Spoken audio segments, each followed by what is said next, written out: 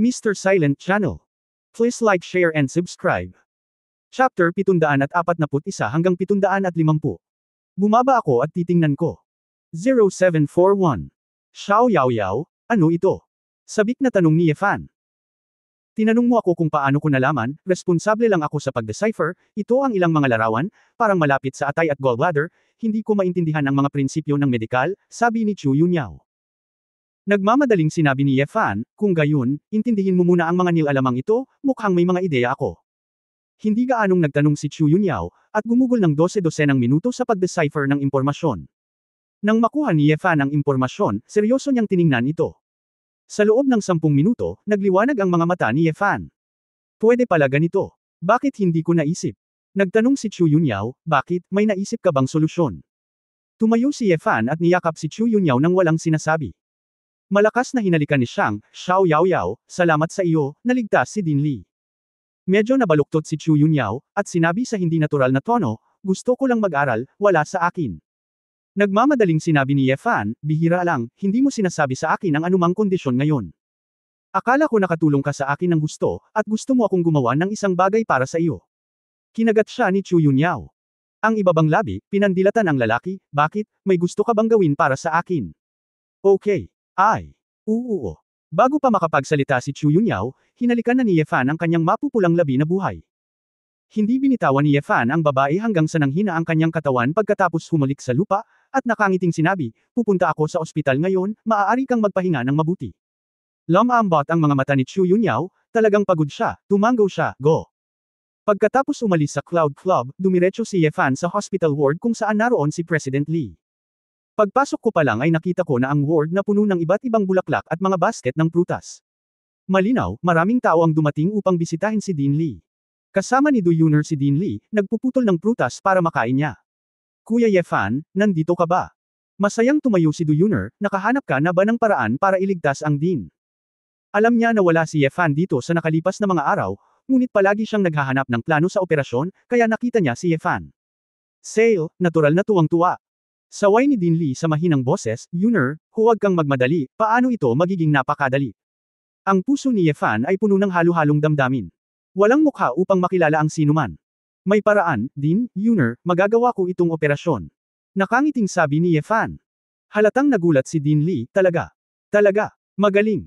Alam kong tiyak na magagawa ito ni Brother Yefan. Din, nakaligtas ka na. Napaluha si Du Yuner na parang ulan. Natangay ang ulap. Ikaw, tanga kang bata, buti na lang, bakit ka umiiyak? Namumula rin ang mga mata ni Din Li, hinawakan ang kamay ni Du Yuner, at maaliwalas na sinabi. Naglakad si Yefan sa tabi ng kama at sinabing, ang pinakakagyat na gawain ay ang maghanap ng top-notch surgical team. Hindi ko pa nagawa ang operasyong ito, kaya kailangan kong gawin ang pinakamahusay na paghahanda para sa lahat. Din, gusto kitang dalhin sa Magnesia. Ang aking mga kakilala doon ay maaaring magbigay ng pinakamahusay na koponan at kapaligiran, at ito ay magiging mas mahusay para sa iyong post-operative recovery. Gaya ni Pangulong Lee. Pagtanda, natural na tataas ang panganib ng operasyon, hindi nararamdaman ni Yefan na wala siya sa siya. Sa halip, gusto niyang bigyan si Pangulong Lee ng pinakamabuting kondisyong medikal.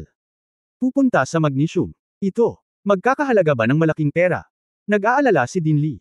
Presidente, paano ka mag-aalaga sa pera sa oras na ito? Hanggat gumaling ka, sulit ang lahat, payo ni Du Yuner. Saglit na walang magawa si Yefan. Ito ay tulad ng isang oras. Nag-iisip pa rin si Din Li na mag-ipon ng pera. Matapos hikayatin si Pangulong Lee, agad na lumabas si Yefan at nakipag-ugnayan kay Florica Runida na nasa malayong lugar sa magnesium. Dear Yefan, bihira lang akong tawagan, may kinalaman ka ba sa akin? Tamad na bati ni Florica na parang natutulog.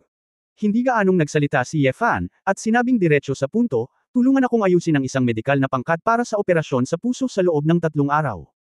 Kung gusto mo ang pinakamahusay sa iyong Mayo Medical Center, ako ang magiging punong surgeon, at dadalhin ko ang pasyente ng direkta sa iyong punong tanggapan sa Rochester. Teka.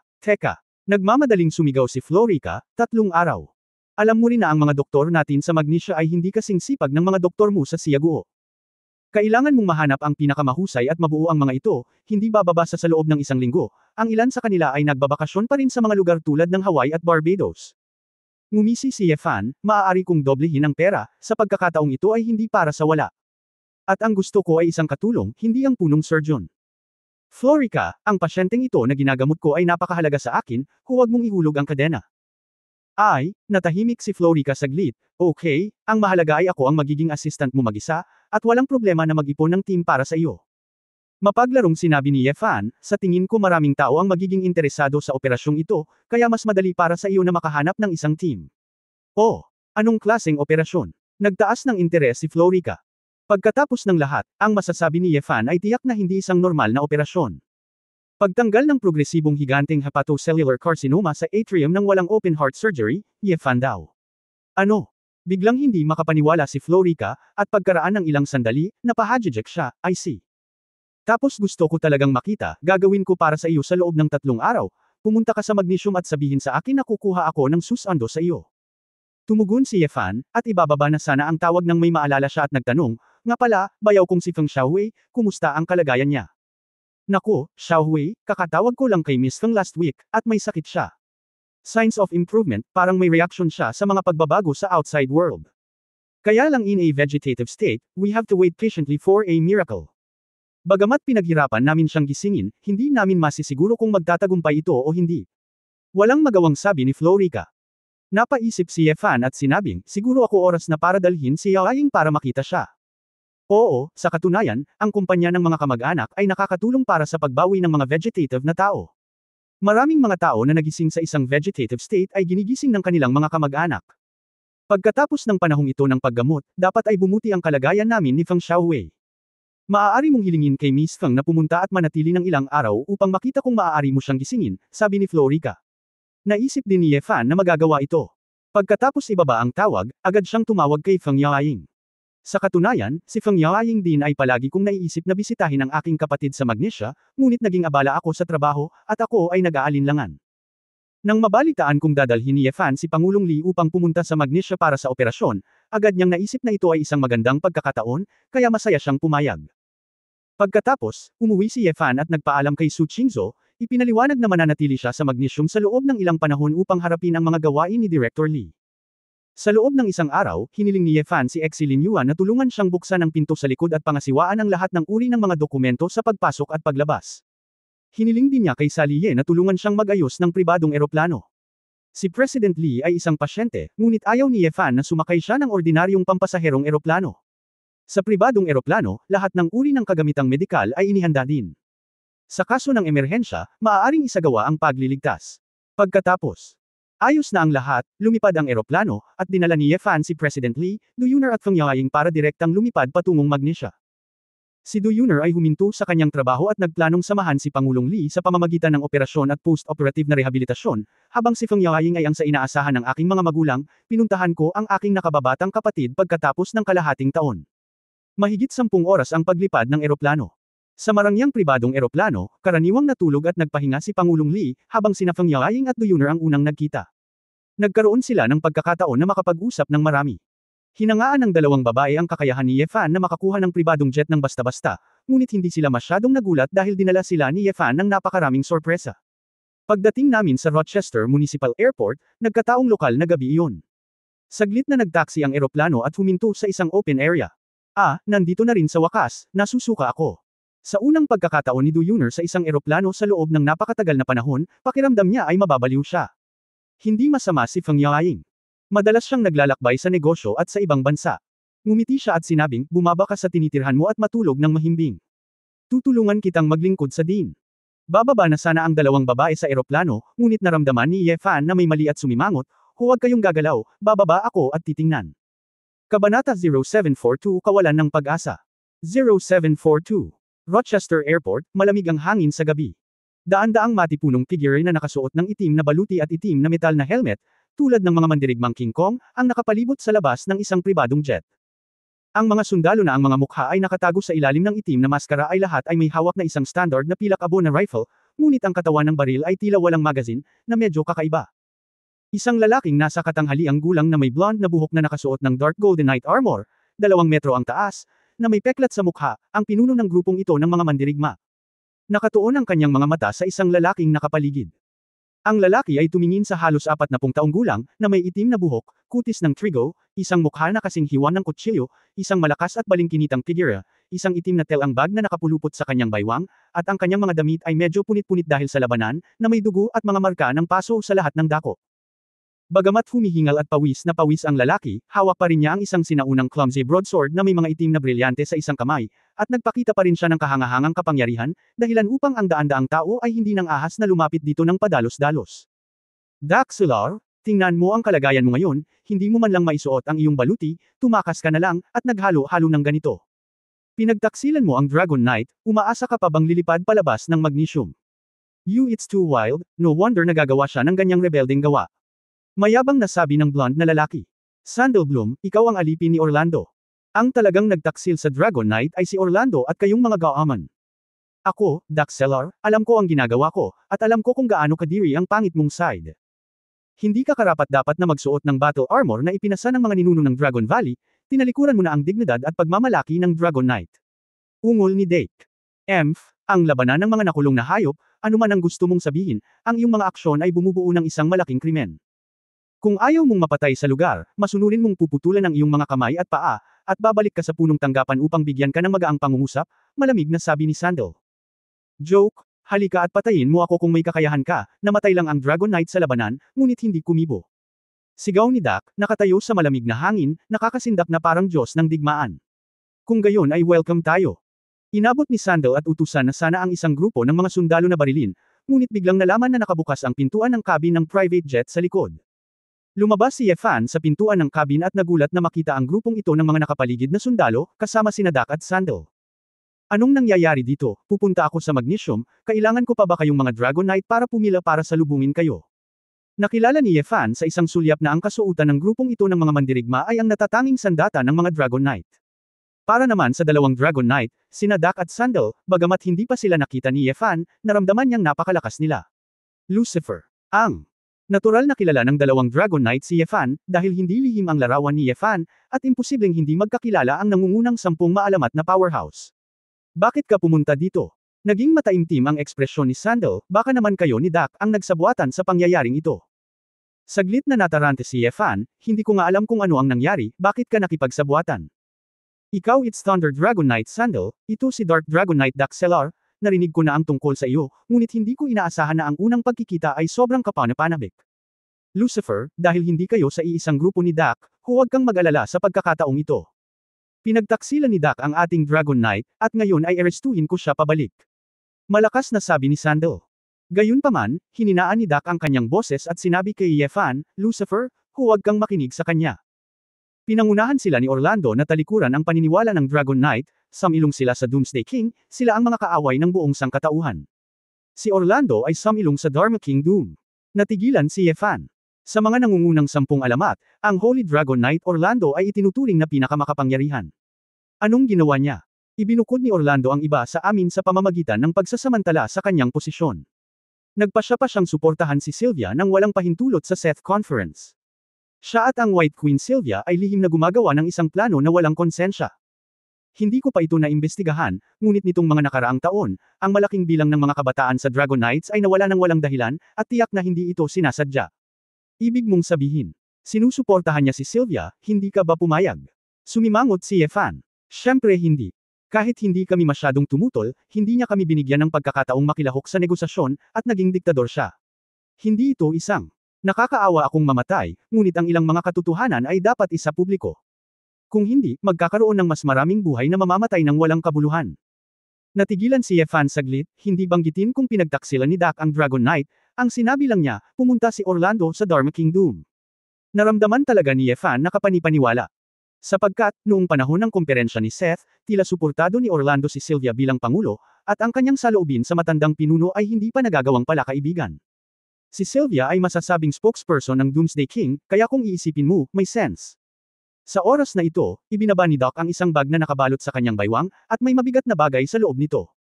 Ibinigay ni Dak ang bag kay Yefan, Lucifer, kunin mo, para hindi maituloy ni Orlando ang pag-utos sa Dragon Knight. Pagtingin sa itim na bag na ibinigay, sumimangot si Yefan at sinabing, ano ito? Ang Dragon Flame Badge na ninakaw ko kay Orlando. Sa pamamagitan nito, ganap na mapangunahan ni Orlando ang iba pang mga Dragon Knight.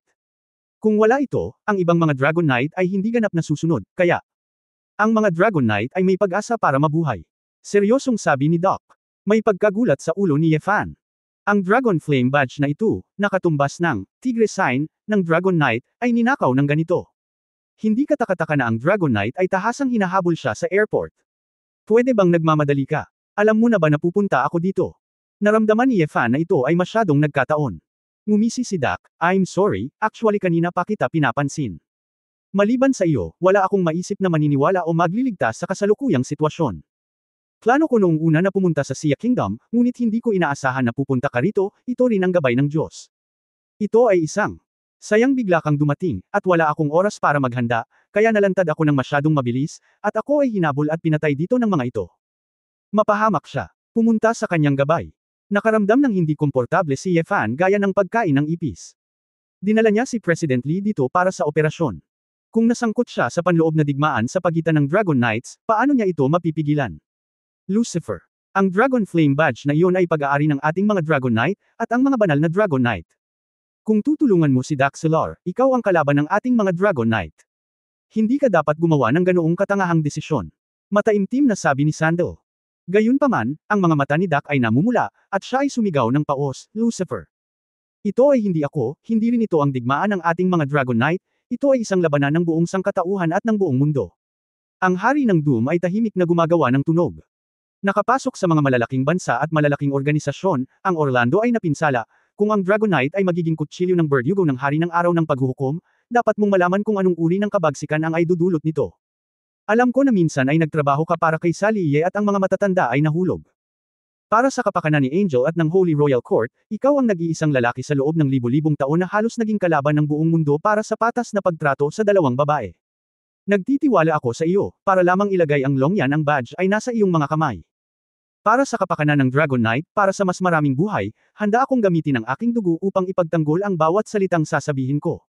Pagkatapos noon, nagpakawala si Daxelar ng dagandong na tinakpan ng dagandong ang buong katawan.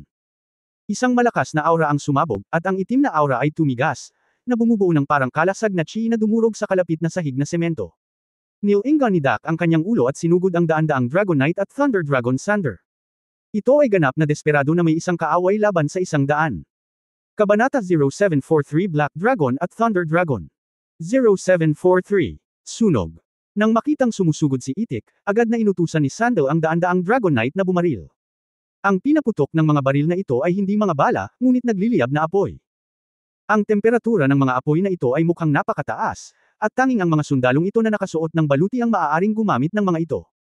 Ang mga ordinaryong bala ay walang silbi laban sa isang master tulad ni Dak, kaya pinili nila ang mataas na temperatura upang pahinin at pigilan ang hanay ng pagkilos ni Dak. Ang singil ni Dak ay agad na pinaghigpitan, umiwas pabalik-balik, medyo napahiya. Ang susi ay ang mga sundalong ito ay hindi nakatayo sa lugar at nagsaspray ng apoy. Pambihira sila sa sarili nilang lakas. Nagtutulungan sila, nagsasalitan, at hindi nila binibigyan ng malaking espasyo si Dak para mabuhay. Kung tungkol sa pagtalo sa kanilang pagkubkob, napakahirap din, dahil ang mga sundalong ito ay magtatakpan din. Ang mga naspray na apoy ay parang gintong ahas, pabalik-balik sa gabi, binabalangkas ang mga sapot ng kamatayan. Ngumisi si Sandal, Dak, kung hindi ka magsusuot ng armor, kung gusto mong hamunin ang isang buong team ng mga Dragon Knight, napakahirap na seryosohin ang mga elite na sinanay ng ating mga Dragon Knight. Doc shuttled sa pamamagitan ng apoy, at pinaso ng apoy, ngunit hindi siya nagpakita ng kahit katiting na takot. Kinagat niya ang kanyang mga ngipin, hinarap ang isang dosenang apoy, at nilaslas ang lupa gamit ang isang mabigat na espada. Ang matibay na konkretong sahig ay nahati sa kanal ng lindol, at isang malaking dami ng graba ang lumipad pataas, nasalo sa itim na espiritual na enerhiya, na puwersahang tumaob ng 7 o 8 sundalo. Sinasamantala ang puwang na ito, itinuro ni Dak ang kanyang mga daliri sa paa, at ang figure ay nagplanong lumabas mula sa pagkakakulong. Huwag mo nang isipin iyon. Si Sandal ay nakatutok ng mabuti. Nang makita niyang lalabas na si Dak, bumunot siya ng gintong espada na may matatalas na suray sa baywang at sumugod kay Dak. Isang espada ang bumagsak, na nagdala ng gininto ang aura, tulad ng isang kulog, natigilan at binomba ang lupa, ang shockwave ng aura ay hamampas, at ang figure ni Dak ay tumimik muli. Patayin! Sumigaw si Sandal, sinamantala ang sitwasyon para ituloy gamit ang kanyang espada, at hamampas kay Dak ng higit sa 1 dosenang magkasunod na espada. Ang mga kasanayan ni Dak sa pakikipaglaban ay medyo kakaiba, at ang kanyang espada ay slanted, habang ang swordsmanship ni Sundar ay mas magiting at napakabilis ng kidlat. Ang mga trick ng Dragon Knight ay sinasabing martial arts na nagmula sa pagmamasid sa mga aktibidad ng iba't ibang dragon. Kahit na hindi ko alam kung ito ay totoo o mali, ito ay talagang ipinasa mula sa sinaunang panahon at ipinasa mula sa henerasyon hanggang sa henerasyon. Hindi tulad ng pangalan ng Dragon Knight, sa katunayan, ang martial arts ng Dragon Knight ay hindi napakarilag. Sa halip, hinahangad nila ang pagiging simple at pagiging direkta, gumagamit ng lakas at bilis upang malutas ang labanan, at ang mga paggalaw ay hindi magarbong. To put it bluntly, kapag marunong kang gumamit ng kamao, hindi mo kailangan ng espada, at kapag gumamit ka ng espada, hindi mo kailangang magalit. Napakasimple rin ng pamana ng Dragon Knight. Kapag natalo ng disipulo ang Master, maaari na siyang maging susunod na Dragon Knight. Para sa kapakanan ng dignidad, ang nakatatandang henerasyon ng mga Dragon Knight ay lalaban pa nga hanggang kamatayan sa labanan sa pag-apprentice upang ipahayag ang apprenticeship ng apprentice, na malupit, ngunit puno ng solemnidad at kabanalan. Ang Black Dragon Dak at Thunder Dragon Sandal ay parehong mga knight na nagtagumpay sa kani-kanilang mga titulo sa loob ng halos 20 taon, at na-master na ang kanilang mga kasanayan sa pakikipaglaban hanggang sa perpekto. Kung sila ay nag-aaway sa panahon ng kapayapaan, ang dalawa ay maaaring magkaroon ng contact sa isa't isa, ngunit sa sandaling ito si Dak ay hinabol at pinatay ng magkasunod. Keng keng keng. Ang dalawang espada na may ganap na magkakaibang mga hugis ay nagbanggaan ng marahas sa hangin, at ang oscillating sound ay nararamdaman kung gaano kakilakilabot ang kanilang kapangyarihan. Pareho silang may lakas ng larangan ng konsentrasyon, at si Dak ay higit na may kakayahang tumutok sa mahusay na pagiging perpekto, ngunit si Sandal ay may lakas din upang masira ang mahusay na tagumpay. Bilang karagdagan, si Dak ay nasugatan sa sandaling ito, at ang laban ay pare-pareho. Kung kilala mo ang mga ordinaryong tao sa martial arts, baka isipin mong nag-aaway lang silang dalawa ng ganito, parang dalawang walang ingat na lalaki na naglalaslas. Gayunpaman, tiyak na hindi yun iniisip ni Ye Fan. Ang dahilan para sa ganitong uri ng labanan na hindi mukhang napakarilag ay lahat sila ay mga mandirigma ng santukan, at pangalawa, na ang magarbong mga kasanayan ay walang epekto sa kanilang lakas. Ginamit. Alam na alam nila na ang paggawa ng mas maraming pekeng galaw ay hindi gaanong epektibo kaysa sa pagsugpo sa kalaban ng ilang ikasampu ng isang segundo ng mas mabilis. Bukod dito, ang kanilang kapangyarihan ay mahusay na kontrolado sa lugar kung saan ito dapat gamitin, kaya hindi ito lilito na masyadong nakakasira ng lupa. Kung gaano sila nag-aaway, mas pangit ang itsura nila, pero ang laki ng konsumo, at ang pangit ng facial expressions. Hinawakan ni Ye Fan ang itim na bag sa kanyang kamay at pinagmasdan sina Dak at Sandal na magkaharap, alam niyang maaaring hindi magtatagal si Dak. Gayunpaman, kung siya ay pumasok, ganap na niyang haharapin ang Holy Dragon Knight Orlando. Ito ay si Siyaguo, ngunit ito ay magnesium. Kailangan niyang protektahan ang dalawang babae. Si Pangulong Lee, kung makikipag-away siya sa Dragon Knight at maakit ang iba pang mga kaaway, magiging mahirap kontrolin ang sitwasyon. Biglang napagtanto ni Ye Fan na nagmamadali siya para oprohan si President Lee, ngunit kulang pa ang paghahanda niya. Kuya Ye Fan, anong nangyari? Samaan daw si Du Yuner sa likod ng pinto ng cabin at kinakabahang nagtanong. Nagmamadaling sinabi ni Ye Fan, pumasok ka kaagad, haharapin ko ito dito. Si Du Yuner ay lubhang hindi mapalagay, ngunit maaari lamang siyang masunuri na bumalik muna sa cabin. Sa sandaling ito, isang putok lamang ang narinig, at sumipa si Sandal sa isang rotonda na tumama sa dibdib ni Dak. Nilabanan ito ni Dak gamit ang kanyang broadsword, ngunit nabigo ang kanyang katawan na patatagin ang kanyang center of gravity at pumihit ng 3 beses. Sumilip.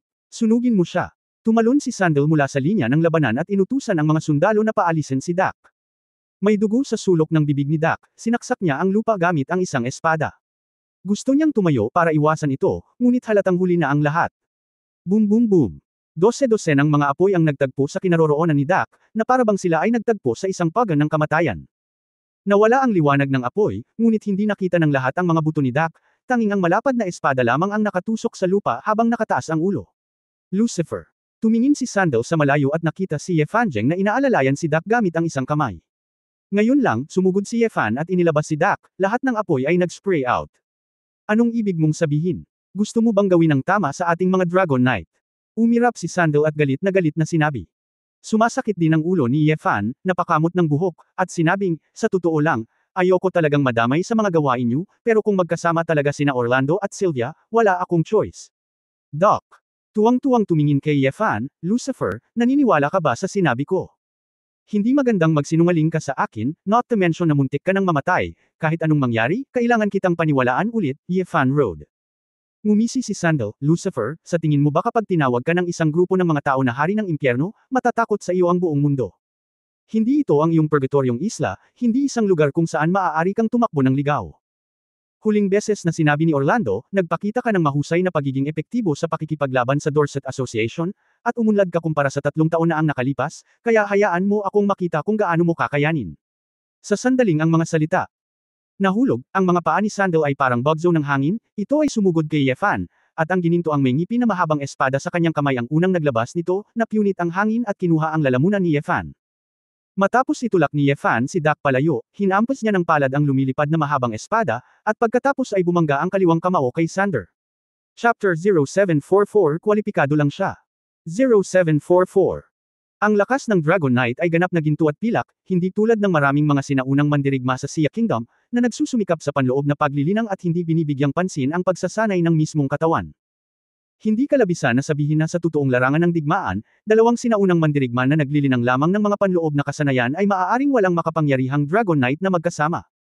Kahit na ang antas ng paglilinang ay pareho, ang labanan ay nakasalalay hindi lamang sa antas ng paglilinang, kundi pati na rin sa depensa at bilis.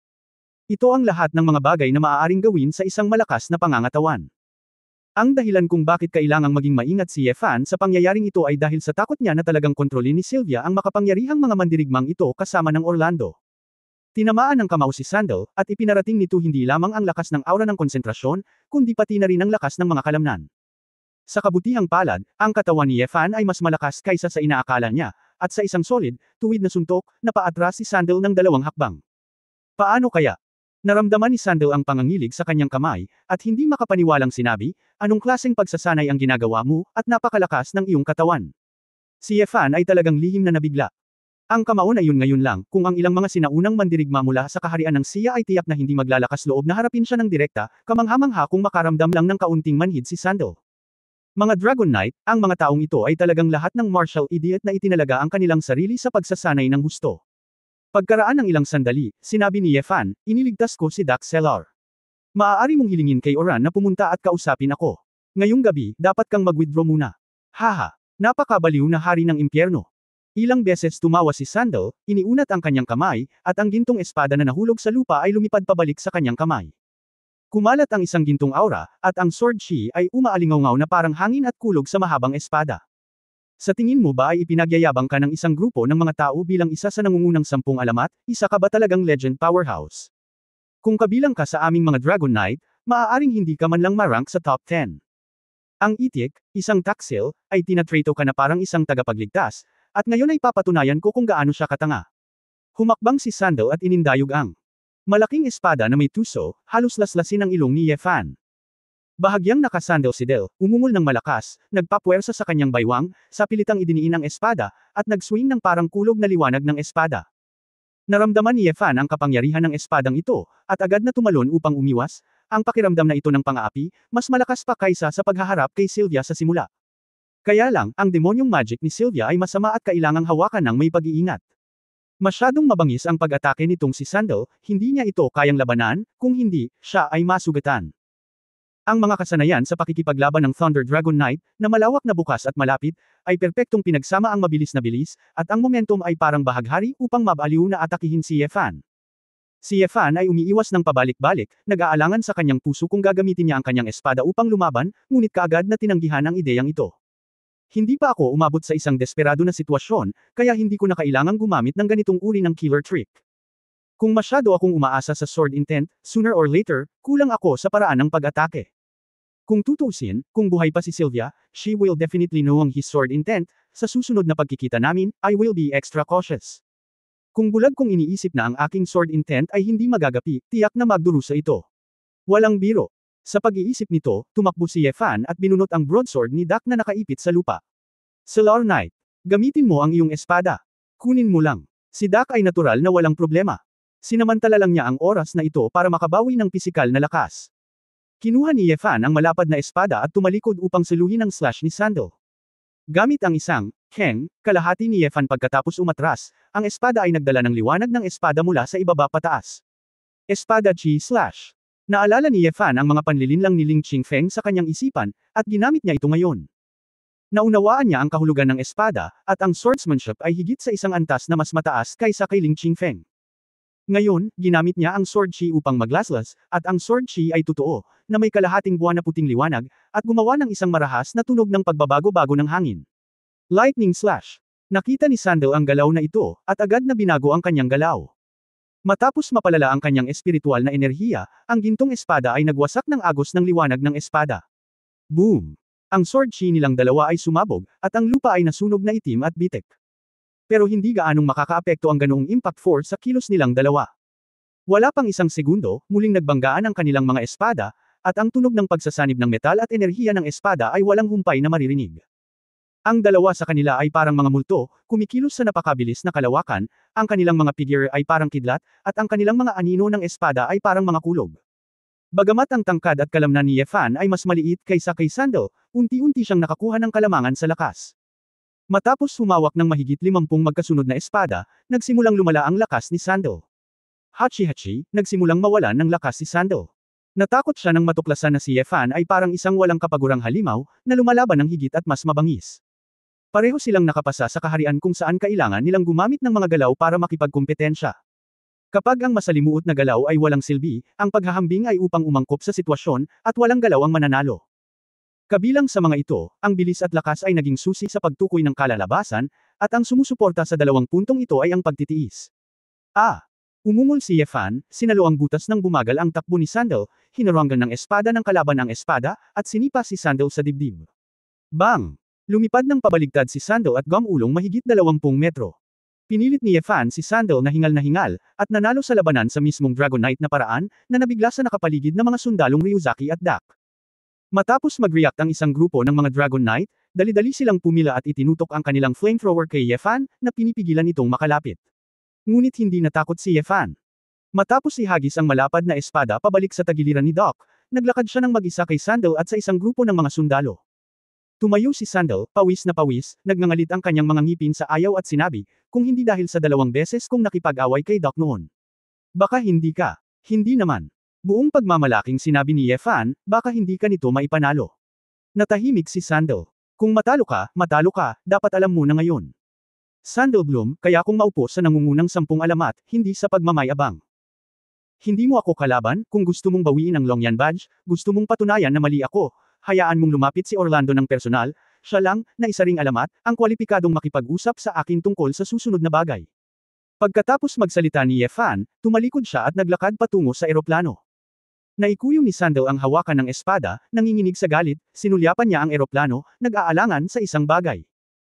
Huwag mong isipin ang ideya ng mga tao sa eroplano, hindi ako pumatay ngayong gabi, hindi ibig sabihin na wala talaga akong lakas ng loob na pumatay, lumingon si Ye Fan at malamig na tumingin kay Sando at sa iba pa. Kabanata 0745 Peterburg. 0745. Madilim ang ekspresyon ni Sando saglit, ngunit pagkatapos ng lahat, walang umatake sa eroplano, at nagsabi, Lucifer, babayaran mo ang pag-uugaling ito. Pagkasabi noon ay kinaweya ni Sando ang kanyang kamay at mabilis na umalis sa airport. Tumayo si Dak sa oras na ito at same time na nagsabi, salamat, walang pagpatay. Sumusunod lang sila sa utos. Ang pagpatay ay kadalasang hindi nakalulutis sa problema. Ang iba ay higit na ulila, balo, ina, at hindi nalutas na puot. Bumantong hininga si Ye Fan, ang iyong katawan ay halos gumaling, wala na tayong maraming oras dito. Manatili, kung gusto mong kausapin ako tungkol sa panloob na sitwasyon ng Dragon Knight, umalis ka na lang dito at pag-usapan ito. Tumanggaw si Doc, walang problema, lahat ng dinanas ko sa skin trauma, natural akong makakalaban kapag naibalik na ang stamina ko. Sa sandaling ito, isang itim na Cadillac SUV na may medikal na kotse ang dumaan mula sa malayo. Si Florica, na nakasuot ng puting Amerikana, ay tumalon palabas ng sasakyan, walang magawang umiling at sinabing, My Prince, ang galing mo talaga, naakit mo agad ang mga tropa ng Dragon Knights pagdating mo, at naglakbay ka ng libu-libong milya para pumatay dito. Ngunit naalarma ang Ministry of Defense of Magnesium. Ngumiti si Ye Fan, hindi ko sila hiniling na pumunta. Bakit, nagpadala pa rin ng tropa ang Magnesium military dito? Umalis ang Dragon Knights, at umatras din sila. Mukhang ayaw nilang magkamali ka, at ang Pentagon ay natatakot pa rin. Sa iyo, sabi ni Florica. Mas mainam na mag-withdraw, at ayaw kong mag-aksaya ng oras sa pakikitungo sa kanila, sabi ni Ye Fan, ibaba ko na si Director Lee ngayon, at pagkatapos kong makarating sa medical center, kung ligtas ang lahat, ooperahan ako. Ang bawat minuto at segundo ng pagkaantala ay maaaring magdulot ng masamang kahihinatnan, at ang mga tao ng Dragon Knight ay hindi alam kung kailan nila siya muling guguluhin. Gusto niyang pagalingin si Dean Lee sa lalong madaling panahon. Di nagtagal, sa tulong ng isang profesional na pangkat ng medikal, ipinadala si Pangulong Lee sa ambulansya. Si Ye Fan ay nasa kotse ni Florica kasama ang 2 babae, at sumama rin sa kanya si Doc Sellor. Sa kotse, humihingi ng tawad si Doc, Lucifer, hindi ko alam na narito ka para dalhin ang isang pasyente sa doktor at iantala ang iyong biyahe. Nangyari na ang lahat, hindi na kailangang pag-usapan, tanong ni Ye Fan, wala pa akong gaanong alam tungkol sa inyong mga Dragon Knights. Maaari mo munang sabihin sa akin ang tungkol dito, para makapagplano ako ng susunod na hakbang. Tumanggaw si Ke, hindi mo alam, normal lang. Kaming mga Dragon Knight ay palaging walang malasakit sa mundo at hindi nakikilahok sa kompetisyon ng anumang bansa o organisasyon. Sa katunayan, sa pagtatapos ng iyong jihad, talagang umasa ang Holy Royal Court na tayo ay nasa bansang ito ng magnesium. Nagpadala kami ng mga tropa para tumulong, ngunit bumoto kami laban dito, ngunit sa kabutihang palad, gumawa kami ng tamang desisyon noong panahong iyon. Yung mga maldito na gangster, alam kong nakakatulong sila sa buong mundo, sabi ni Yefan na may pagkadismaya. Ngumiti si Dak at nagpatuloy, mayroon kaming maliit na bilang ng mga Dragon Knight, tulad ng alam mo, ang mga pangkalahatang Dragon Knight ay sinanay sa Dragon Valley sa buong taon. Pagkatapos kaming sambahin bilang mga guro, ang aming 7 Dragon Knight ay magtuturo sa kanila ng kanilang mga kasanayan sa pakikipaglaban ayon sa pagkakabanggit. Sila hindi lalahok sa labanan maliban kung makaharap nila ang sandali ng buhay at kamatayan ng Dragon Knight, kahit na ang ilan sa kanila ay malapit sa atin sa lakas. Pero sa pagkakaalam ko, close lang ang mga disipulong ito, hindi pa. Sino kaya ang tatayo para palitan kaming 7? Sa katunayan, kami lang ang 7 Dragon Knight na talagang nakakapagsalita. Kinokontrol ng Holy Dragon Orlando ang halos lahat ng kabalyero ng Dragon at siya ang ating tagapagsalita, ngunit ilang taon na ang nakalipas mula nang maging isang diktador. Minsan kong itinuro sa panloob na pagpupulong ng Dragon na ang kapangyarihan ng Orlando ay masyadong puro, ngunit ang Dragon ng apoy, Dragon ng yelo, at ang Dragon na kulog na nakikita mo ngayon ay lahat ay malapit na nauugnay sa Orlando. Hindi alam kung mayroon silang anumang mga lihim na deal, ngunit hindi bababa sa lahat sila ay sumusuporta sa Orlando. Ako lang, at ang iba pang Earth Dragon at Wind Dragon, ang hindi lubos na sumusuporta sa Orlando, pero hindi ako sigurado, nangyari yun kung ang Earth Dragon at ang Wind Dragon ay handang magtiwala sa akin ngayon. Nagkalkula si Yefan at sinabing, ibig sabihin. Kayong 7 Dragon Knight, ngayon ay 4 na ang nasa panig ni Orlando, at higit sa 3 ang nasa panig ninyo. Ibig sabihin ba nito ay lubusang dehado kayo? Oo, very unfavorable. Sa katunayan, ang lakas ko lang ang malapit sa Orlando, at lahat ng iba ay mas mahina kaysa sa amin. Bagamat walang kasiguruhan na mananalo sila kung lalaban sila ng husto, ngunit sa mga tuntunin ng paglilinang. Gayunpaman, upang itago ang mga mata at tenga ng mga tao, ninakaw ko ang Dragon Flame Badge. Hindi ko isinuot ang aking armor noong umalis ako sa Black Dragon Palace, at wala akong Dragon Blood Armor na naiwan ng aking mga ninuno. Mahirap para sa akin na makipagkumpetensya sa Orlando, panghihinayang ni Dake. Nagulat si Yefan, talaga bang may dugo ng dragon sa armor ng mga Dragon Knight?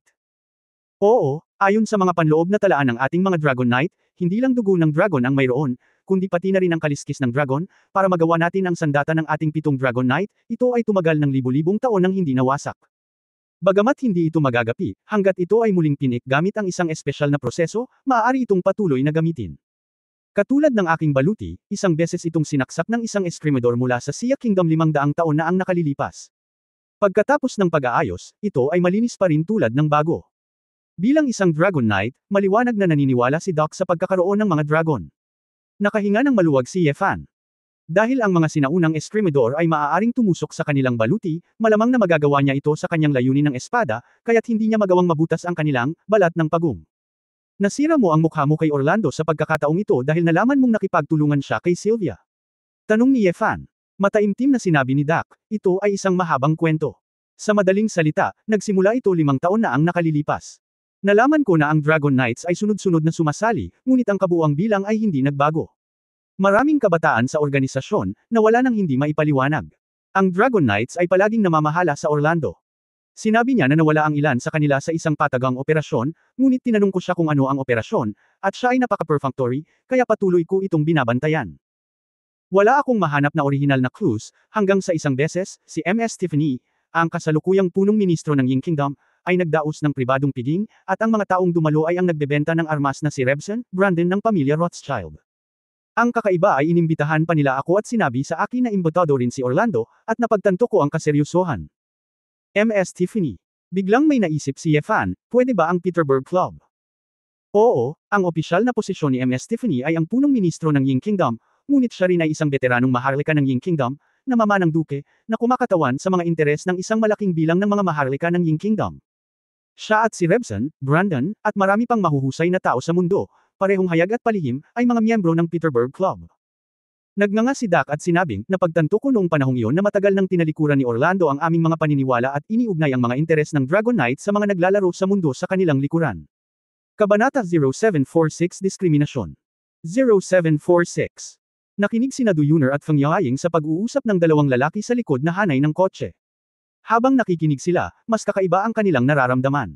Hindi kalabisan na sabihing wala silang alam tungkol sa hindi maarok na mundo sa ilalim ng lupa at sa mga lihim sa likod ng mundong ito. Hanggang sa lumabas ang pangalan ng Peterburg Club na sorpresang sinabi ni Feng Yaying, ang club na ito ay talagang umiiral. Lagi kong iniisip na ito ay gawa-gawa lamang. Sister Feng, ano si Peterburg? Nagtataka si Du Yuner. Umiling si Feng Yaying at sinabing, narinig ko lang na pagkatapos ng ikalawang digmaang pandaigdig, ang ilan sa pinakamakapangyarihang tao sa mundo ay nagtatag ng club sa Europe. Ang mga mandaragit. Maaari silang lumikha ng kaguluhan sa pananalapi sa mundo upang kontrolin ang mundo at makuha ang mga benepisyo na gusto nila. Masyadong makapangyarihan ang club na ito, kaya walang reporters at media na magre-report, kaya I always thought it was rumor. Ang alam ng babaeng ito ay ang tunay na sitwasyon, sabi ni Doc, ang impluwensya ni Peterburg ay tumagos sa lahat ng sulok ng mundo, at natatakot ako na si Xia Guo at ang iba pa ay hindi maaaring makialam. Sa pagkakaalam ko, kahit na ang bansang Magnus Iyo ang nasa kapangyarihan ngayon sa militar, miyembro din ng club ang mga tauhan ng Pangulo, ang 4-star general na si General Robert, kaya dapat hindi mapaghihiwalay ang Pangulo. Sa isang kahulugan, ito ay isang pangkat ng mga tao na nakatayo sa tuktok ng mundo. Ang kanilang pagtutulungan sa isa't isa ay lumampas sa pangkalahatang pambansa at pambansang antas. Ang mga taong ito ay nagtipon-tipon upang mag-recruit ng Orlando, tiyak na hindi lamang dahil sa lakas ng pakikipaglaban ng ating mga Dragon Knights, pagkatapos ng lahat, halos kontrolin nila ang karamihan sa mga nuclear warhead sa mundo, maaaring sirain ng ordinaryong kapangyarihang militar ang buong mundo. Kaya, sa palagay ko hinahanap nila ang Orlando, tiyak na umaasa silang makakuha ng ilang iba pang mga benepisyo. Hindi ko sana alam ang tungkol dito noong una, ngunit natatakot ako na nagkamali sila.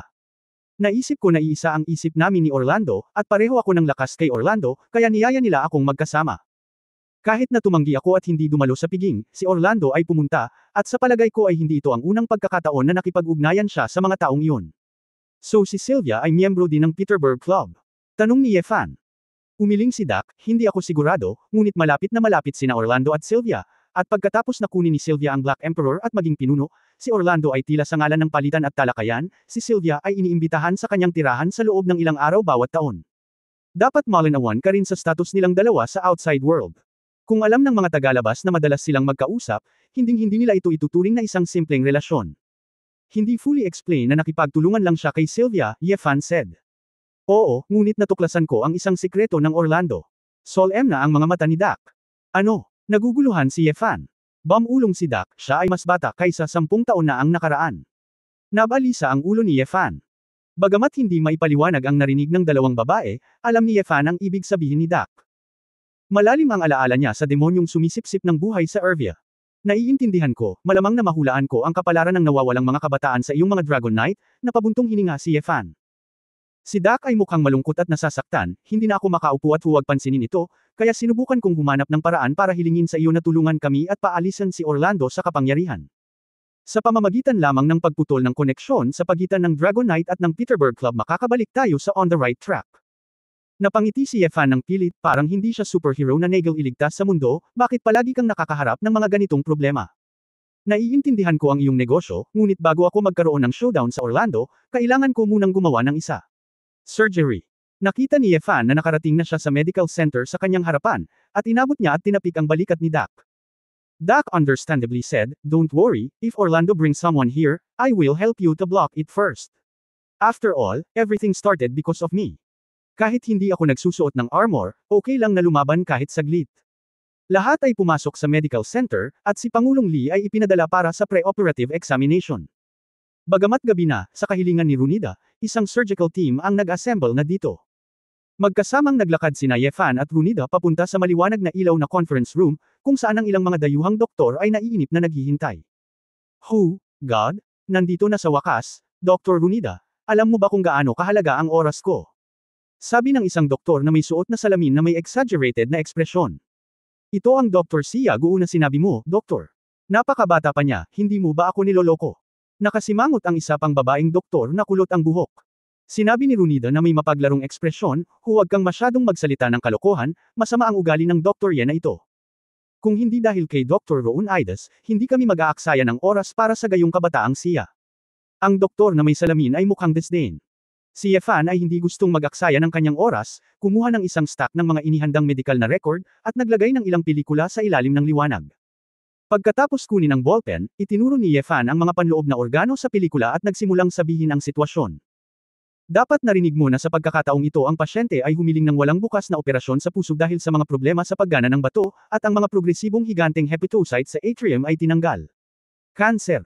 Ang pasyente ay may malaking tumor sa kanang lobe ng atay, at may mga tuloy-tuloy na tumor nodules na gumagalaw sa kahabaan ng inferior vena cava hanggang sa kanang ventricle. Sandali. Bago pa matapos magsalita si Yefan, nagtaas ng kamay ang lalaking doktor na may salamin. Ito ay conclusion mo lamang, hindi banggitin na ang operasyong ito ay isang panaginip lamang sa aking palagay. Ano ang dahilan upang maniwala tayo sa mga resulta ng pagsusuri ng iyong doktor na si Siago sa ngayon? Anong ibig mong sabihin? Yefan nanlamig ang kanyang mga mata at nagtanong siya. Napakasimple nito. Ang dahilan kung bakit ka nagpunta dito para magpagamot ay dahil ang antas ng medikal ng iyong bansang siya ay atresado. Dahil ito ay paatros, bakit mo dapat pakinggan ang iyong mga resulta ng diagnosis? Iminumungkahi kong magsagawa ng bagong yugto ng diagnosis ngayon. Ngumisi ang lalaking may salamin. Re-diagnosis. Ibig mong sabihin. Natapos na ulit ang lahat ng pagsubok. Tanong ni Yefan na may singkit na mga mata. Oo, bawat isa sa amin dito ay world-class surgeon, hindi pa namin narinig ang pangalan mo, bakit dito namin pakikinggan ang mga kalokohan mo? Kahit na gusto mong pag-usapan ang planong pag-opera, dapat nandito si Luo Dr. Oneida, ibinebenta namin ang mukha niya, hindi ang mukha mo. Isang batang lalaki na dilaw ang balat, sabi ng lalaking may salamin na may masamang ekspresyon. Bumantong hininga si Yefan, bahagyang umiling, at biglang inilabas ang kanyang kamay. Tila naging pocket cannonball ang ballpen, diretsyong sumisipol sa tainga ng lalaking may salamin, at muling pumutok. Sa sobrang lakas, bumulusok siya sa pader ilang metro sa likuran. Ang kulot na buhok na babaeng doktor sa tabi niya ay sumigaw, dugo. Saka lang nag-react ang lalaking nakaglas, at nang takpan niya ang kanyang tenga, napagtanto niyang sinaksak siya ng dugo. Nang muling tumingin ang lahat sa panulat, bumulusok ito ng malalim sa dingding, at tahimik ang meeting room. Tinakpan ng lalaking doktor na may salamin ang kanyang tenga, at nakakatakot ang sakit, ngunit sa sobrang putla niya ay hindi siya naglakas loob na magsalita. Bumantong hininga si Runida, sinabi ko sa inyong lahat, ang Dr. Ye na ito ay may masamang ugali, bakit mag-abala? Matigas na sinabi ni Yefan, wala akong interes sa paglalaro ng mga makalumang larong racist na ito kasama ka, oras ito ay napakahalaga, dahil ayaw mong makinig sa isang kilalang batang doktor, pagkatapos ay pumunta ka na sa operating room, maaari kang manood sa tabi, ngunit kung gusto mong sumali sa operasyon, mas mabuting ipakita mo ang pinakapropesyonal na saloobin. Kabanata 0747 galing sa malayo. 0747. Sa pagkakataong ito, wala sa mga doktor ang nagsalita at sumalungat sa kanila. Lahat sila ay napakahalaga at may magandang buhay na dapat tamasahin. Paano sila magkakaroon ng parehong kaalaman bilang isang baliw na maaaring manakit ng mga tao anumang oras? Bagamat hindi siya masyadong kumbinsido sa kanyang puso, nagpanik pa siya sa galit, ngunit sa sandaling ito kailangan niyang makita kung paano nagkaroon ng lakas ng loob si Yefan na magsalita sa kanila ng ganoon. Matapos lumabas ng conference room si Yefan, sa halip na dumiretso sa operating room, nakita niya sina Feng Yaoying at Du Yuner. Yuner, Yingying, kapag pumasok ako sa operating room at nagsagawa ng operasyon sa direktor, huwag kang pumunta saan man, manatili ka lang sa labas ng operating room kasama si Doc Cellar, kung sakaling may emergency, kaya kung alagaan ito. Halika rito, sabi ni Yefan. Tumango si Feng Yaoying nang may pag-unawa, huwag kang mag-alala, hindi ako magmamadaling makita si Xiaohui, andito na ako, hindi na ito aabot ng maraming oras. Ngumiti si Yefan at sinabi kay Runida, kailangan ko ng computer. Computer? Anong gagawin mo? Tanong ni Roonaides. Magpadala ng email, sabi ni Yefan. Saglit na natigilan si Runida, at may naisip din si Doc Cellar, na nasa tabi niya, at nagtanong, gusto mo bang makipag-ugnayan sa dati mong departamento? Ang mga tawag sa telepono ay madaling itap, ngunit ang mga espesyal na channel sa network ay napakaligtas. Sa isang sandali, maraming mga underground na organisasyon ang nakikipag-usap sa pamamagitan ng internet. Sinabi ni Yefan, inilabas mo ang Longyan Badge, at ang labanan ay hindi maiiwasan. Kailangan kong ihanda ng maaga ang aking mga kapatid, kung hindi, ako ay magiging ganap na walang kibo. Kumunot ang noo ni Doc at sinabing, Lucifer, ng buong paggalang, bagamat napakabilis ninyong bumangon noon, talagang matapang at mahusay kang makipaglaban, ngunit karamihan sa mga taong ipinadala ng matatandang pinuno at ng sagradong korte ng hari ay nasa larangan ng konsentrasyon. Sa ganitong paraan, kayong impyerno 12 dakilang demonyo ay nakapatay na ng 4 na Panginoon sa banal na digmaan. Kung tama ang pagkakaalala ko, sa kanila, sina Semael, Abaddon at Beelzebub ay pawang makapangyarihan sa larangan ng konsentrasyon. Malaki ang impluensya mo. Ngunit sa pagkakataong ito kailangan nating harapin ang Petersburg Club, ang alyansa ng mga lumang master at Orlando, at mayroong hindi bababa sa 4 na master sa larangan ng konsentrasyon, at mahirap tansyahin ang ibang mga masters. At ang iba pa sa inyo, Azazel, Asmodeus, Leviathan, at iba pa. Bagaman napakahusay nilang mga commander at mamamatay tao, ang kanilang personal na lakas ay hindi pinakamataas. Makipag-ugnayan ka sa kanila ngayon at hilingin sa kanila na pumunta sa Magnesium.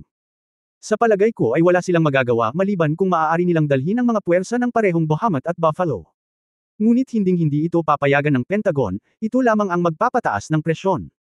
Mahinahong sinabi ni Yefan, tama ka, ngunit natural na nasa akin ang aking plano. Ang kailangan mong gawin ngayon ay makipag-ugnayan sa dalawang Dragon Knight, Earth Dragon at Wind Dragon, na maaaring nasa iyong panig. Subukang panatilihin ang hindi bababa sa neutralidad kapag nakaharap sa Orlando at sa iba pa, sa halip na magkaroon ng dalawa pang kaaway. Maingat na tumango si Doc, bueno, gusto kong iwan muna ang Magnesium sa iyo, mula sa pangmatagalang plano, ngayon ay tila. Imposibleng umalis, maaari lamang nating baguhin ang diskarte. Kapos sa oras si Yefan, at pagkatapos makipag-usap kay Doc, nakahanap agad siya ng opisina at ibinigay si Sally sa Purgatory Island. Through Inferno nagpadala ako ng email sa pamamagitan ng aking espesyal na network channel. Pagkatapos ng paggamot, nagpalit si Yefan ng surgical gown, nagdisinfect, at pumasok sa operating room. Ilang mga sikat na doktor ng Magnesium ay maaari lamang magsilbi bilang mga katulong sa pagkakataong ito, halatang hindi sila masyadong kumbinsido, ngunit iginiit ni Runida ang kanilang pakikipagtulungan, kaya't maaari lamang nilang iligtas ang mukha. Nang makitang pumasok si Yefan, lahat ay nakatingin pa rin sa palabas. Blood pressure 120, 73, heart rate 82, everything is normal. Mahinang sabi ng anesthesiologist. Tumango si Yefan, kinuha ang scalpel, at walang gaanong komunikasyon, binuksan niya ng maayos ang tiyan at ginawa ang pagputol ng kanang lobe ng atay. Hanggang sa makitang pinuputol ni Yefan ang kutsilyo, ilang doktor ang sa wakas ay naging seryoso. Pagkatapos ng kaunting pagsasaliksik, nalaman nila na ang mga kasanayan sa pag-opera ni Yefan ay napakahusay at makinis, nang walang kahit kaunting dagdag na paggalaw, at ang bilis ay napakabilis. Ito lamang ang nagpaunawa sa kanila na ang binatang ito mula sa Sia Kingdom ay talagang hindi simple. Tumayo si Runida at pinagmasdan ang pagbabago ng ekspresyon ng lahat, na may ngiti sa kanyang mga mata, na inaasahan niya. Gayunpaman, ang bahaging ito ng operasyon ay medyo madali. Ang totoong problema ay ang susunod na bahagi. Dahil ang pag-andar ng bato ng pasyente ay hindi sapat, lubhang mapanganib na gumamit ng artificial na puso at baga, at hindi maaaring gawin ang open heart surgery. Sinabi ni Yefan, susunod, gagamitin ko ang aking paraan upang direktang alisin ang tumor, at maaari mong sundin ang aking mga tagubilin. Dr. Ye, paano mo aalisin ang tumor nang hindi pinuputol ang puso? Hindi ba sinasalungat ang iyong sarili? Galit na tanong ng lalaking doktor na may salamin. Hindi gaanong nagpaliwanag si Yefan. Kinuha niya ang scalpel at sinimulang putulin ang caudate lobe ng atay, inilantad ang malaking inferior vena cava. Nagulat ang isang doktor nang makita ang eksenang ito, gusto mo bang magsimula sa kanang lobe ng atay, ang tumor thrombus sa atrium ay nabunot. Nagtaas ng kilay si Yefan, tulad ng inaasahan sa isang world-class na doktor, dahil nakikita niya ito, dapat alam niya kung paano makipagtulungan. Nakakabaliw. Hindi ko pa nakita ito dati. Operasyon. Ito. Paano ito gagawin? Medyo natigilan ang doktor. Napabuntong hininga si Yefan, tila ang teknolohiya sa akses ng mundo ay talagang mahirap para sa mga doktor sa mundo na maunawaan ng sabay-sabay. Unang katulong, pangalawang katulong, iligate ang bile duct, bigyan ako ng monopolar electrocautery. Iligate ang mga daluyan ng dugo malapit sa bahagi ng pag-agos ng hepatic vein. Putulin ang diaphragm at palayain ang inferior vena cava. Nagsimulang mag-utos si Yefan, binibigyan ito ng mga pinakadirektang tagubilin sa ilalim ng ilang katulong. Hindi nagtagal matapos na mablock ang daloy ng dugo sa atay, hiniling ni Yefan ang isang tao na magbilang ng oras at putulin ang inferior vena cava mula sa kanang hepatic vein hanggang sa inferior vena cava. Sa panahon ng buong operasyon, lahat ng naruroon ay natuwa. Sa parehong oras na humanga siya sa kanyang katanji tanging pamamaraan, ang tingin sa mga mata ni Yefan ay nagbago mula sa paghamak sa simula hanggang sa pagsamba. Nang alisin ni Yefan ang tumor sa kanang lobe ng atay, idineklara ring matagumpay ang operasyon. Nang tahiin ang sugat, natigilan ang isang grupo ng mga doktor at walang makapagsalita. Lalo na't parang nahihiya ang lalaking doktor na nakasuot ng salamin. Ang dami ng pagdurugo ay 700, ang itaas na presyon ay 130, ang mas mababang presyon ay 75, lahat ay normal. Ang anesthesiologist ay tumingin kay Yefan na parang panaginip. Hinubad ni Yefan ang kanyang maskara, tiningnan ang natutulog na mukha ni Dinley, at ngumiti ng maluwag. Wala siyang oras na mag-alala tungkol sa kung paano nakita ng mga doktor na ito ang pagbabago ng kanyang mga mata, at umalis sa operating room ng mag-isa. Paglabas ko, maliwanag na ang langit. Si Feng Yaoying at Du Yuner ay hindi nakatulog buong gabi, lahat sila ay nasa sabik nang makita nila si Yefan na papalabas at nalaman na matagumpay ang operasyon. Lalo na si Du Yuner, ang pusong dinadala niya sa loob ng maraming araw sa wakas ay nahulog, at muli siyang umiyak, ngunit sa pagkakataong ito siya ay tumatawa at umiiyak. Pagkatapos pakalmayan si Du Yuner, hiniling ni Ye Fan ang babae at si Feng Yaoying na magpahinga. Katatapos lang ng operasyon ni President Lee, at tiyak na kailangan niyang gumaling, kaya hindi siya agad nakabalik kay Sia. Dake, sa panahon ng operasyon ko, may nangyayari ba sa labas? Tanong ni Ye Fan kay Siang Black Dragon Knight. Napakapalad niya na walang mga pag-urong sa operasyon. Dak said with a weird expression, wala lang, dapat hindi na naglakas loob si Orlando at ang iba pa na labanan kaulit, malamang countermeasures ang pinag-uusapan nila. Kaya lang hindi ko talaga inaasahan na surgeon pa pala ang mamamatay tao na hari ng impyerno. Doktor, isa kang contradiction na tao, Lucifer. Kung alam ko lang ang tungkol sa pagpatay ng mga tao, hindi mo ilalagay ang iyong pag-asa na iligtas ang sitwasyong ito sa akin, tama? Nakangiting sabi ni Ye Fan. Saglit na natigilan si Dak, saka ngumisi at sinabing, talaga. Okay, huwag mo akong pag-usapan, nakontak mo na ba ang Earth Dragon Knight at ang Wind Dragon Knight? Tanong ni Ye Fan. Nang hihinayang sinabi ni Doc, hindi sila tumugon sa akin, at tila sila ay nasa isang wait-and-see state. Mapalad na manatiling neutral, nakangiting sabi ni Ye Fan, manatili tayo dito sa ngayon. Ito ang Mayo Medical Center. Napakaraming dignitaryo sa mundo ang na-hospital dito. Atake dito. Walang imak si Runida sa gilid, oh my God. Lucifer, ginagamit mo talaga ang ospital namin bilang payong mo. O matandang kaibigan, hindi mo kami maitaboy, di ba? Nakangiting sabi ni Ye Fan. Ay, magsasalita pa sana si Runida, ngunit nakatanggap ng tawag at nakakunot ang noo na sumagot, Din, may problema ba? Matapos marinig ang ilang salita, ibinaba ni Runida ang telepono ng may mukha. Nag-aalala, sinabi niya, darating si Robert, sinasabing gusto niyang makita si Dr. Sia Guo na nanggaling sa malayo. Kabanata 0748 Swertihin kita. 0748. Admiral Robert. Nagkatinginan sina Ye Fan at Dak, mukhang nagpadala ang Petersburg Club ng isang kinatawan dito, nagpaplanong yumuko muna at pagkatapos ay mga sundalo. Ito ang teritoryo nila. Kung hindi nila makita, okay lang napilitin nila ito, nakasimangot si Doc. Bakit hindi mo ako nakita? Siyempre kailangan kong tanungin ng malinaw, ano ang pakay nila? Ngumiti si Ye Fan, Terra, Florica, dalhin mo ako para makita ang general na ito. Damn! Bakit ako, isang medikal na doktor, ay nasasangkot sa ganoong bagay? May mapait na ekspresyon si Runida, ngunit kailangan niyang manguna para kay Ye Fan. Pagdating ko sa isang reception room ng medical center, mayroon ng higit sa 100 plainclothes special forces ng Magnesium Country na nakatayo sa labas. Napasulyap si Ye Fan at nakita niya ang kanilang pinanggalingan Delta Team Zero. Sa huling labanan sa Luchun Island, napatay ni Ye Fan ang malaking bilang ng mga sundalo ng Zeroth Division. Ang mga mata ng mga sundalong ito ay tumingin sa kanya, at sila ay natural na puno ng puot. Gayunpaman, walang pakialam si Ye Fan, at mahinahong pumasok sa reception room. Si Roon Ides naman ay ayaw niyang manatili sa lugar na ito ng mga multo kaya nagmadali siyang umalis. Ilang tao na ang nakatayo sa kwarto, isang lalaking nasa katanghaliang gulang na nakasuot ng 4-star general's uniform. Hindi siya matangkad, may mixing kulay kastanyes na buhok, mahahabang pisngi, at matingkad na mata. Nakatayo siya sa harap ng floor-to-ceiling window, hawak ang isang briarwood pipe na mukhang luma na, at umuusok. Sa likod niya ay isang general na nakasuot din ng General Star military uniform. Siya ay may kayumangging buhok, isang parisukat na mukha, at isang napakalakas na figure, halos 2 metro ang haba. Tila hindi kayang takpan ng uniforme ng militar ang kanyang matipunong pangangatawan. Bukod sa dalawang opisyal na ito, ang iba ay pawang mga espesyal na puwersang sundalo na may malakas na ugali. Walang alinlangan na sila ay dapat na mga elite ng Team Zero na sumailalim sa pagbabago ng tao. Nang marinig ang tunog ng pinto, lumingon si General Robert na may magiliw ng ngiti sa kanyang mga labi, Lucifer, naririnig ko ang tungkol sa iyong kwento, ngunit hindi ko inaasahan na mas bata pa pala ako sa larawan. Talaga, akala ko ay pinapansin niyo ako, pero narinig niyo lang pala ang kwento ko, nakangiting sagot ni Ye Fan. Nagkunwari si Robert na hindi narinig ang panunuyan ni Ye Fan, tinuro ng pipe ang general na katabi niya, ito si General Smith ng Zeroth Division, matagal na niyang gustong makilala ka ng personal. Same time na sinabi ni General Smith, Lucifer, sa Luchun Island, ang ipinagmamalaki kong estudyante na si Colonel Bird ay minsang nakipag-away sa iyo, at namatay siya sa iyong mga kamay, naaalala mo ba? Hindi ko maalala, direktang sagot ni Ye Fan.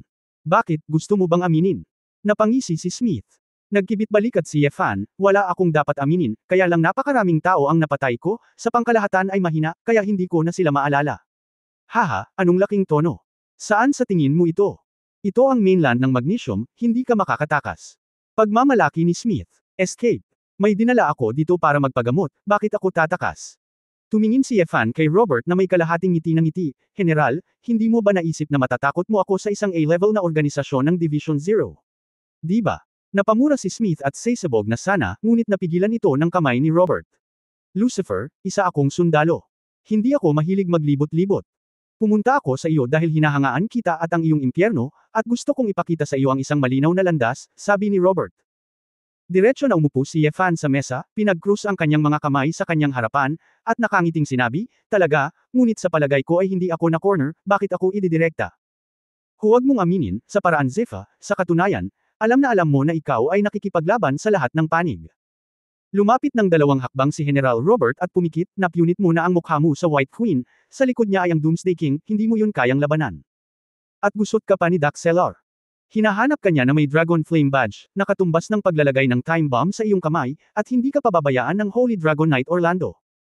Sa sandaling atakihin kayo ng mga Old Ones at ng Dragon Knights ng sama-sama, ang inyong matandang karibal, ang Holy Royal Court, ay tiyak na hindi palalampasan ang ganoong pagkakataon upang paksay ng tinak na ito sa inyong panig. Sa tingin mo baka away mo ang ating Magnesium Army. Mali ka. Sa katunayan, wala tayong masyadong galit.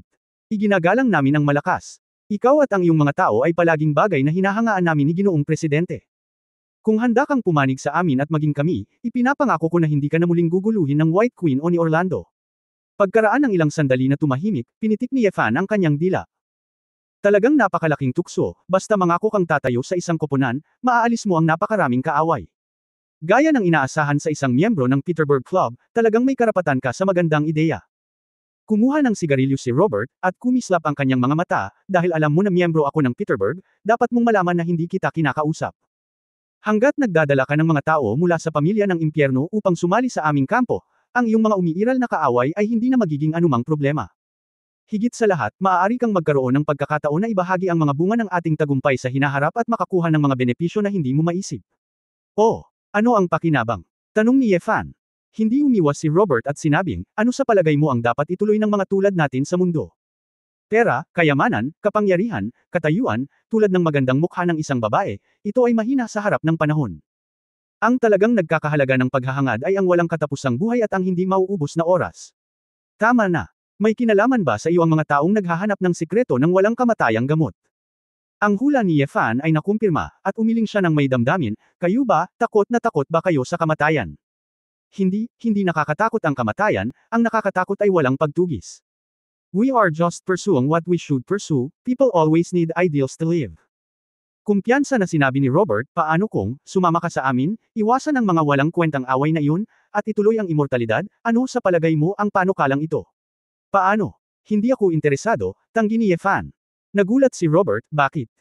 Kung ang halaga ng immortalidad ay maging isang halimaw na sumisira sa kalikasan ng tao, mas gugustuhin kong mamatay ng nakatayo kaysa mabuhay sa aking mga tuhod, sabi ni Yefan. Sumubsob ang mukha ni Robert, palusot mo lahat, malinaw na nakasama mo si Sia. Nakipagtulungan ng Dragon Soul ng China, hindi ba't sumuko ito sa Dragon Soul? Nakipagdeal lang ako sa Dragon Soul, at wala akong ginawa laban sa mundo. Kung kailangan mong mag-isip ng ganyan, hindi ko na ipapaliwanag, sabi ni Yefan. Mukhang hindi mo matatanggap ang kabaitan ko. Lucifer, swertehin kita. Malamig ang ekspresyon ni General Robert, at wala siyang gustong sabihin, tumalikod siya at may inakay palabas. Bago umalis, tumingin muli si Smith kay Yefan na may malupit na ngiti sa gilid ng kanyang bibig. Kabanata 0749 nawala. 0749. Magnesia, California, isang pribadong ubasan sa tabi ng dagat, na may magagandang tanawin at nakalalasing na simoy ng dagat. Sa kailaliman ng manor, sa isang inayos at napakalaking underground storage room, daan-daang puting kandila ang nagliliyab. Sa madilim na liwanag ng kandila, isang dosenang matitibay na binata na nakagapos ng mga tanikala at nakabusangot, ay mukhang takot na takot. Napatingin silang lahat sa isang matandang babae na may puting buhok. Ang matandang babae ay nakasuot ng kulay abong balabal, puno ng kulubat ang mukha at lumubog ang pisngi, na parabang isa siyang buhay na patay. Ang pinaka-nakakatakot na bagay ay ang mga mata ng matandang babae na ito ay unti-unting naging itim, tulad ng mga demonyo at multo, na nagpapakita ng mapang-asar na maitim na hininga. Ibinuko ng matandang babae ang kanyang mga braso, at isang itim na malamulto na demonyo ang lumitaw sa ibabaw ng kanyang ulo, at kaagad na ibinuko niya ang kanyang dagwang bibig at sumugod patungo sa 12-dosenang mga kabataan at malalakas na lalaki. Ang grupo ng mga lalaki ay humihingi ng tulong, ngunit sa ilalim ng lupa na ito ay walang kabuluhan. Isang grupo ng mga lalaki ang mabilis na nalanta at tumanda, na naging isang dosina o higit pa na payat, kulay abo na matatandang lalaki, at nawala ang kanilang sigla sa lugar. Sa kabilang banda, ang mapurol na puting buhok ng matandang babae ay naging mahaba, malambot, maputlang gininto ang buhok, ang kanyang kutis ay matigas at maputi, at puno siya ng aura ng kabataan. Biglang-bigla, mula sa isang matandang babae hanggang sa isang batang babae, mayroon siyang alindog ng isang mature na babae, at siya ay kaakit-akit at kaakit-akit. Ha! Ang babae ay nagpakawala ng mahabang buntong hininga, nagpakita ng isang nasisiyahang ngiti, sa wakas ay nabuhay muli, Orlando. Pinahinti mo ako ng masyadong matagal sa pagkakataong ito. Sa tapat ng babae, sa isang madilim na sulok, isang matangkad at tuwid na lalaki ang tahimik na nanunood sa lahat ng nangyayari. Lumabas ang lalaki mula sa mga anino, ipinakita ang isang gwapo at determinadong mukha, at nagsabi, Sylvia, dapat kang makontento, sa mga ilang araw na ito, dadalhin mo itong 12 ng mga kabalyerong Dragon Knight, upang masipsip mo ang sigla, at hindi ka matatalo. Nalaman ng iba sa organisasyon na hindi ito madali. Sino ba ang nagsabi sa iyo na gumamit ka ng mga sundalo ng Dragon Knight? Maaari kang pumunta sa kalye para manghuli ng mga tao, basta't bata pa sila at malakas, panunuyan ni Sylvia. Ang sigla ng mga ordinaryong tao, upang maibalik ka, hindi bababa sa 40 o 50, o kahit na hindi sapat, na magkakaroon ng masyadong maraming epekto, hindi ko nais na kunin ang panganib na ito, sabi ni Orlando. Walang paraan para gawin ito. Kung gusto mong sisihin si Lucifer, ang Taksil, kung hindi dahil sa kanya.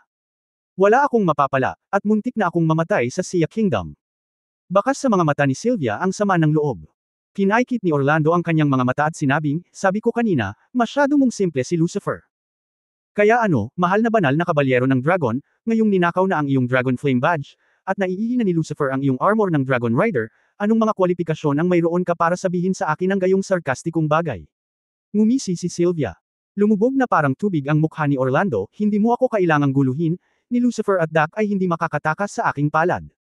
Hanggat hindi sila makumbinsi ni General Robert, natural kong aayusin ang rebelyon na ito. Doon kanina, dumating sina Rebson at Barbara, kanina ka pa hinahanap ni Rebson, at nagbalita ang mga katulong sa asyenda na tila masama ang ugali niya. Malamig nang umuso si Sylvia, hinahanap ko rin siya, iyong tanggang nagbebenta ng armas na amoy pera, Tara, kilalanin natin siya. Pagkatapos magsalita, naglakad si Sylvia patungo sa basement na nakatapak. I-export. Sinulyapan ni Orlando ang 12 ng mga bangkay ng mga Dragon Knight na tuyo na sinipsip, at sinampal ito ng malamig na mukha.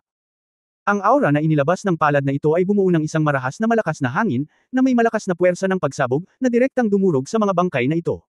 Kasabay nito, ang mga pira-pirasong bangkay na ito ay nahulog din sa isang malayong sulok, kung saan may mga kalansay na nakatambak na parang burol. Ang panlabas na pool ng manor. Si Rebson ay nakasuot ng floral shirt at salaming pang-araw, nakahiga sa isang upuan sa dalampasigan na malungkot ang mukha, at may isang bote ng whiskey sa tabi niya na madalas niyang iniinom. At ang kanyang anak na babae na si Barbara ay nakasuot ng bikini swimsuit, na may sexing matambok na figura, na nagpapakita sa pool. Mahal na tatay, dahil narito ang lahat, bakit hindi mo ay enjoy ang sikat ng araw dito? Humajijek si Barbara habang nakahiga sa gilid ng pool. Wala akong oras na matitira, kung hindi ako pumunta dito, hindi malalaman ng maldita na Sylvia na iyon kung gaano katagal bago ako makita. Galit na sabi ni Rebson. Tay, nakakatamad mamuhay ng ganito, bamantong hininga si Barbara. Humigop ng alak si Rebson at sinabing, baby, hindi mo naiintindihan, ang pagmamasid sa sarili ko sa salamin ay patuloy na tumatanda, ang pamumuhay ay isang uri ng pagpapahirap. Sa sandaling ito, nakita ni Rebson ang tapat ng swimming pool, nakasuot ng Sylvia na kulay abong robe at si Orlando na naka-casual attire ay naglalakad. Sylvia, anong kalokohan ang ginagawa mo? Napatayo bigla si Rebson. Mr. Rebson, hindi ko maintindihan kung bakit mo ako sinisigawan, malamig na sabi ni Sylvia. Galit na sinabi ni Rebson, hindi mo kailangang maglaro ng tanga. Tinupad ko ang aking pangako, winasak ko ang lahat ng pera na dapat ay ginastos, at ginawa ko ang lahat ng lakas na dapat ibigay. Upang matulungan kang makahanap ng mga materyales para sa undead na gamot, kumita ako ng maraming pera. Ang Azure Society na lumabas ay nasaktan na. Hindi kaya ang dami kong nagawa, hindi ko ba nakikita ang Dharma King of Doom? Well, tuturuan ako ng Dharma King of Doom kung paano panatilihin ang aking kabataan, at ang resulta. Shirley said with a gloomy face, the Shira Club is not your credit, you just paid, but the real thing is me and King Shira. Kung hindi ako nagpadala ng lihim na umalalay at nagsasanay, matagal nang pinatay ng dragon ang Shira mo. Extinct na ang organisasyon ng kaluluwa. Tungkol sa sinabi mo, magtapon ng pera at magambag. Oo, gumastos ka nga ng pera at nagambag, ngunit anong mga tagumpay ang mayroon ka upang ipakita? Pagkatapos ng kumperensya ni Seth, nanumpa siya sa akin na lulutasin niya ang problema ni Lucifer. Bilang resulta, buhay pa rin si Lucifer, ngunit marami pa siyang natutunan na mga sekreto. Saan mo talaga ginagastos ang iyong pera? Ang mga taong hinahanap mo ay lahat ng utak ng baboy ay katulad mo. Nagalit si Rebson nang marinig niya ito. Ano ang kinalaman nito sa akin, sa tingin mo ba gusto kong gawin ito? Hindi tulad ng ibang tao sa club na naniniwala sa baliw na babaeng Ganesha na iyon. Ninakaw ng babaeng yun ang pera ko, pero hindi pinatay si Lucifer, tapos ngayon wala na, biktima rin ako. Nakinig si Orlando at kumunat ang noo, ano ang sinabi mo? Nawala si Ganesha. Kinagat ni Rebson ang kanyang mga ngipin at sinabi. Ang babae ay kumuha ng maraming pera mula sa akin, maraming nanloko sa ibang mga miyembro, at pagkatapos ay nawala kasama ang lighthouse element, na kanyang natagpuan. Ang aming club ay nasa buong mundo. Hanapin siya. Ginagamit niya kami mula simula hanggang katapusan, siya ang pinakawalang takot na babaeng nakita ko. Kabanata 0750 dapat pumunta. 0750. Hindi nasisiyahang sinabi ni Orlando, sinabi ko kanina, ang babaeng ito ay masyadong tuso at hindi ka panipaniwala. Kayo lang mga Peter Berger, masyadong mayabang. Sinabi ni Rebson, ito ay isang hindi inaasahang sitwasyon, at wala itong kinalaman sa aking desisyon.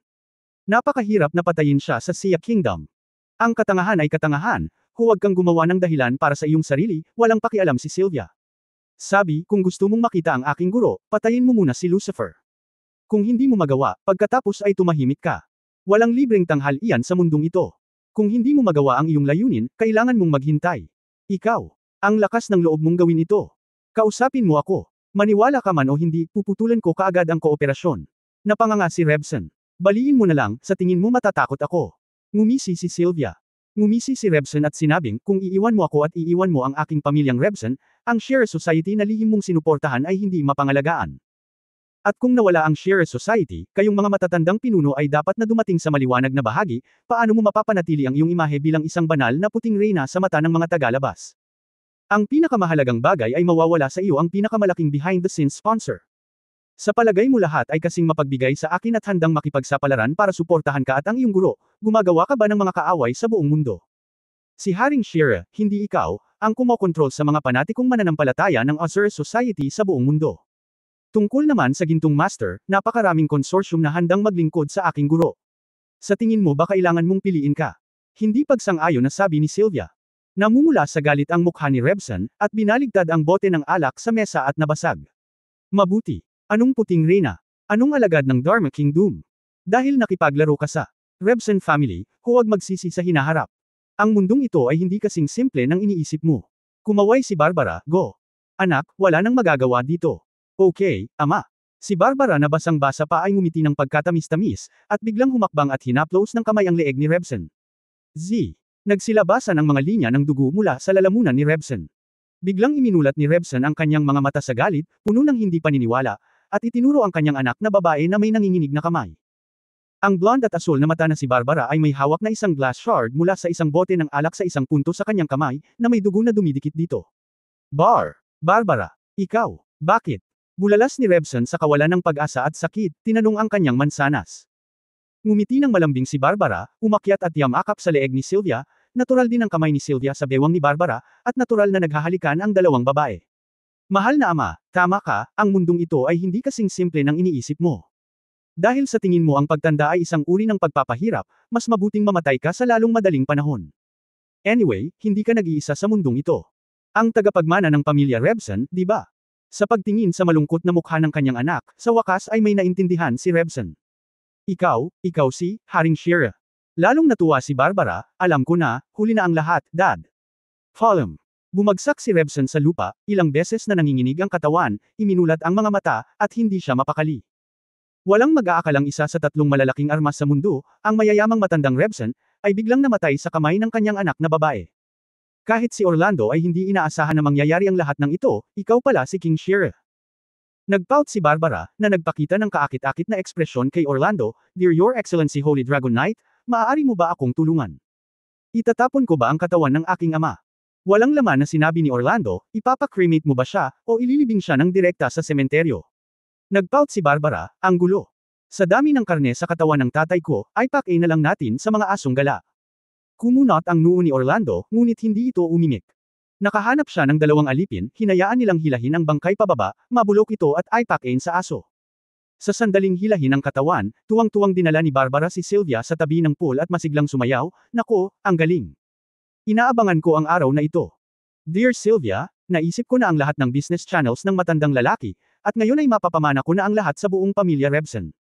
Hinawi ni Sylvia ang bikini sa dibdib ni Barbara at hinawakan ang kamay nito. Napilit na pilit, little bitch, you are so happy just after killing your father, how perverted are you? Napahawak sa sakit at excitement si Barbara, inabot niya at hinayla ang abo ni Sylvia. Rogue, ang kanyang mga mata ay puno ng pananabik, ang alam ko lang na mas pervert ako, mas magugustuhan mo ako.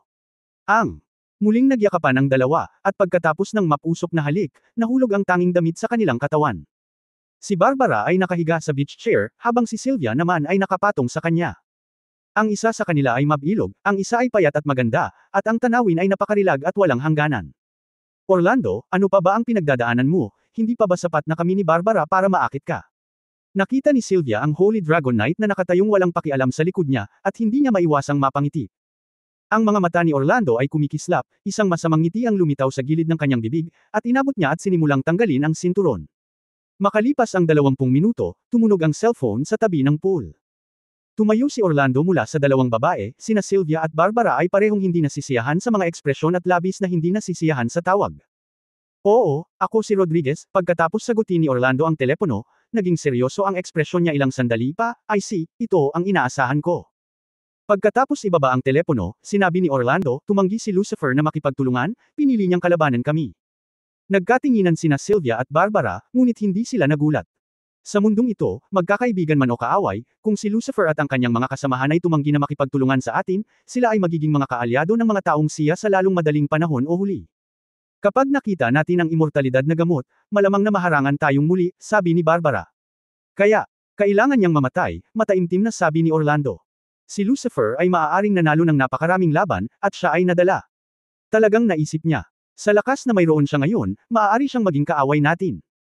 Tumawa si Sylvia at sinabi, Orlando, tila ang isa sa nangungunang 10 alamat, pagkatapos ng pagkamatay ni Skeleton, ay mababawasan ng isa pa.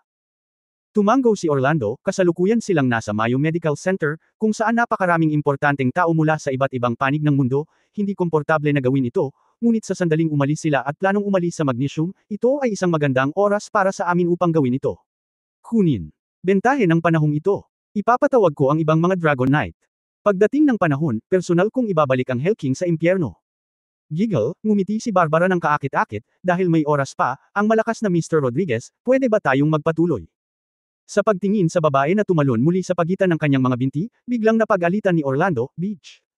Pagtatapos ng kabanatang ito. For more updates, press turn on the notification bell.